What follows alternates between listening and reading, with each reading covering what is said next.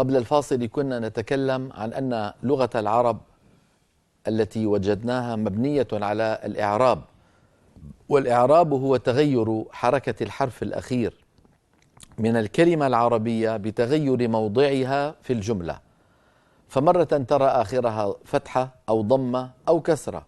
قال الله، إن الله، أفي الله شك، فلفظ الجلالة مرة آخره ضمة، مرة فتحة، مرة كسرة. فالشاهد أن لغة العرب هكذا مبنية على الإعراب. ففي فترة من الفترات كان المتكلم لما يقف بالحركة الكاملة، يعني يقول ذهبت إلى البيت، حفظت الدرس، مثلا هذا مثلا بحر، هذا بحر، هكذا. لكن مع مرور الزمن، وقلت لكم إن الإنسان بطبعه يميل إلى الاقتصاد في الجهد العضلي والوقف على الكلام محل الاستراحة، فبدأ الإنسان بفطرة دون أن يعلمه أحد يخفض صوته قليلا عندما يريد أن يقف، فبدلا من أن يقول ذهبت إلى البيت صار يقول ذهبت إلى البيت، إلى البيت، يذكر كسرة التاء ولكن صوتها صار منخفضا، صار منخفضا.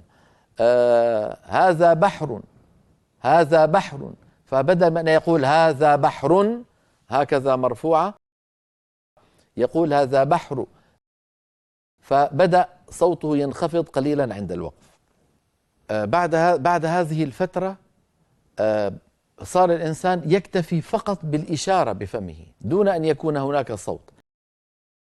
يعني مثلا بدل في القرآن مثلا يقول نحن نستعين، نستعين، فبدلا من أن يقول نستعين هكذا بضمة كاملة، مرت فترة يقول نستعين ضمة منخفضة، مرحلة ثالثة يقول نحن نستعين، يعني يسكن النون ثم يبقى من الضمة فقط منظرها، منظر فقط.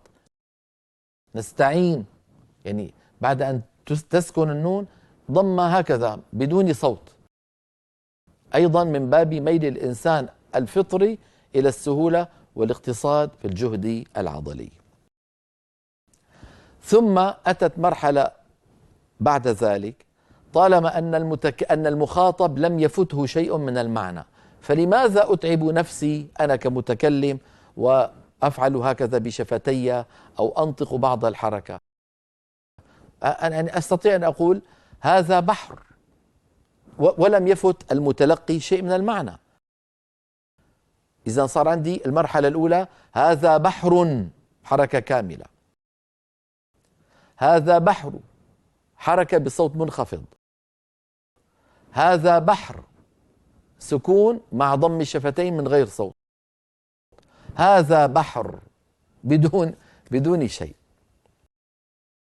انتبهتم الميل إلى السهولة؟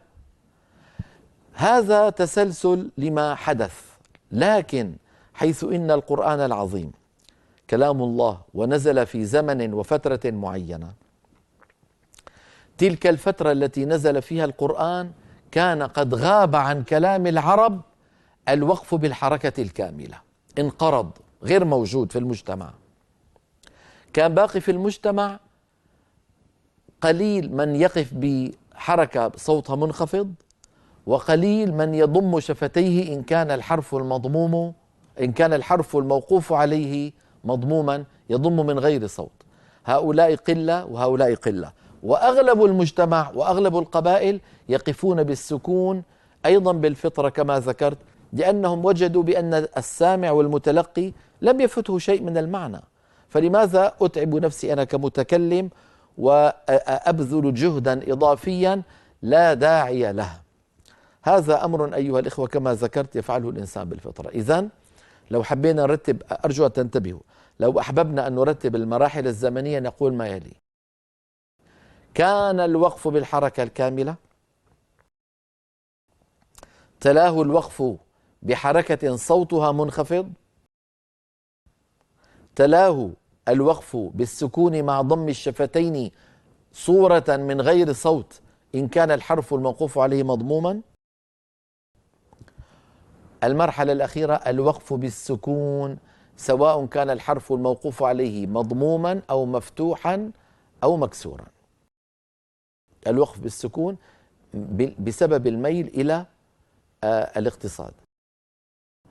إذن هذا التسلسل. لكن في زمن النبوة لما نزل القرآن العظيم ونزل به جبريل كان الوقف بالحركة الكاملة قد اختفى من المجتمع العربي. ما كان موجود إلا هذه المراحل الثلاثة: إما الوقف بحركة صوتها منخفض، وإما بحركة من غير صوت، وإما بلا شيء بالسكون. يسميه العلماء السكون المحض يعني الخالص، السكون المجرد، يعني المجرد عن أي حركة. واضح؟ إذن هذا هو أمر الوقف على أواخر الكلم.